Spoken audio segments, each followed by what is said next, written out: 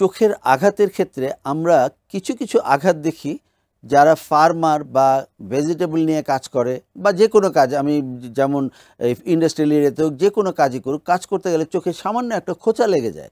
এই খোঁচাটা তারা প্রথম দিকে মনে করি একটু লাগছে, কোনো অসুবিধা নেই, কিন্তু এর ফেট যে কত খারাপ হতে পারে এটা আমরা যারা চোখের ডাক্তার আমরাই বুঝি। অধিকাংশ ক্ষেত্রে দেখা যায় যে ছোট্ট একটা ধানের খোঁচা লেগে গেছে, সেই ধানের খোঁচা থেকে তার চোখের মধ্যে আলসার হয়ে গেছে, আলসার হয়ে চোখের মধ্যে পুঁজ হয়ে গেছে, সারা চোখ শেষ। আবার অনেক সময় দেখা যায় একটা ছোট্ট লোহার গুঁতা লাগছে, সেই লোহার গুঁতা থেকে একটা আলসার হয়ে যায় বা চোখের মধ্যে ফোঁটা হয়ে যায়, চোখের ভিতরের জিনিসগুলি বের হয়ে আসে।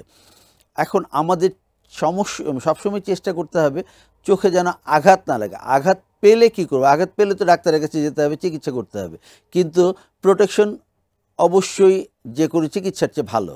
কাজে আমরা সেই ক্ষেত্রে অবশ্যই কিছু প্রোটেক্টিভ মেজার নিতে পারি।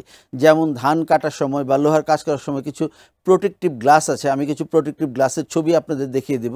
সেই প্রোটেক্টিভ গ্লাসগুলি আপনারা যদি পরতে পারেন তাহলে দেখা যাবে যে গ্রাইন্ডিংয়ের সময় যে ছিটে এসে লাগে অথবা ওয়েল্ডিংয়ের সময় ছিটে এসে লাগে, ধান কাটার সময় লাগে, এইগুলি থেকে চোখটাকে বাঁচানো যায়। চোখ একটা অমূল্য সম্পদ, এটা একবার নষ্ট হয়ে গেলে আর ফিরে পাওয়া যায় না। অনেকেই মনে করে চোখ বদলানো যায়, চোখ কখনোই বদলানো যায় না, শুধুমাত্র কর্নিয়াটা বদলানো যায়, কিন্তু কর্নিয়া বদলানো অনেক জটিল বিষয়। কাজে আমাদের চোখকে যেন আঘাত না লাগে সেইটা থেকে চোখকে বাঁচিয়ে রাখার চেষ্টা করাই আমাদের মূল কাজ, আমাদের চেষ্টা হওয়া উচিত।